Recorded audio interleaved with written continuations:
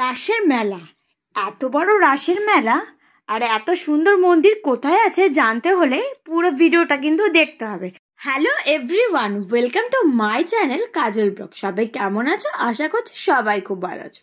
সকালবেলা দেখতেই পাচ্ছ সব কাটাকুটিগুলো রেডি হয়ে গেছে, আর এখানে কিন্তু মাছ বাছা হয়ে গেছে, আর এখানে রসুন কিন্তু ছাড়ানো হচ্ছিল, আর এখানে দেখো চিংড়ি মাছ কিন্তু নুন হলুদ দিয়ে মাখানো হয়ে গিয়েছিল, আর এখানে তৈরি হচ্ছে চিকেন স্টু। তো রোববার হলেই চিকেন স্টুটা খুব ভালোই করে বাবা, তো আমাদের তো খুবই ভালো লাগে। আর এটা কিন্তু কথার জন্য, তো কথা খাচ্ছে।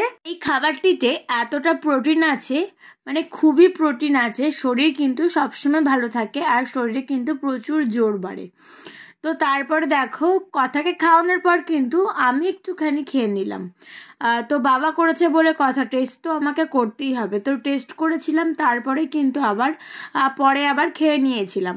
তো এখানে কথা ঘুমিয়ে পড়েছিল, তারপরে আমার অনেক কাজে ছিল সেগুলো করছিলাম, আর ভিডিওর কথা মনে ছিল না। তারপরে কিন্তু খেতে বসেছিলাম, তখন কিন্তু আবার হঠাৎ করে মনে পড়ে গেল যে আমাকে তো ব্লগটাও করতে হবে। কি কি রান্না হয়েছে অবশ্যই বুঝতে পারছো। আমি কিন্তু আর বললাম না কি কি রান্না হয়েছে, ওর মধ্যে কিন্তু মাংসের ঝোলটা পরে নিয়ে এসেছিল, তার জন্য কিন্তু তোমাদেরকে দেখাতে পারলাম না। খাওয়া দাওয়া করার পর একটুখানি রেস্ট নেওয়ার পর কিন্তু আমরা বেরিয়ে গেলাম রাসের মেলা। এবার বলি রাসের মেলাটা কোথায় হচ্ছে। রাসের মেলাটা হচ্ছে বালিতে। বালিতে নেমে রাসবাড়ি বললেই যে কোনো কেউ দেখিয়ে দেবে, টোটোতে উঠলেও টোটো একদম নিয়ে যাবে।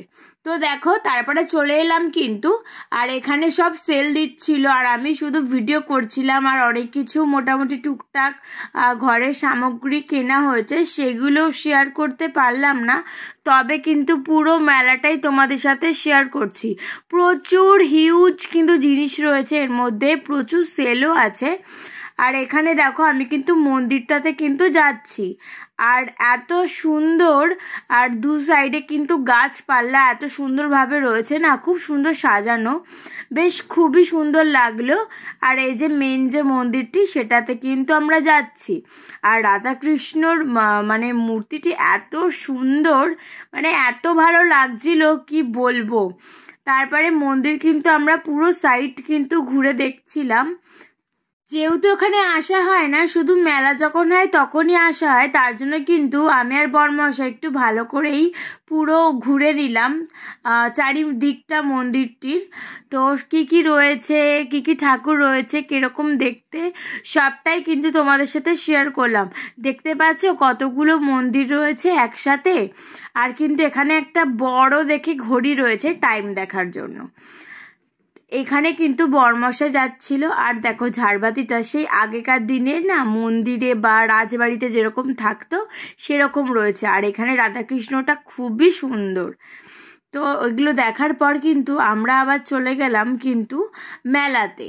তো যেহেতু বাড়িও ফিরতে হবে, তার জন্য কিন্তু ঝটপট মেলাতে চলেই গেলাম। আর মেয়ে বলে কথা, মেলাতে যাব আর দেখবো না, চারির দোকান তো দেখবো, তারপরে তো কিনবো। দেখো প্রথমে কিন্তু আমি ক্লে কিনে নিলাম।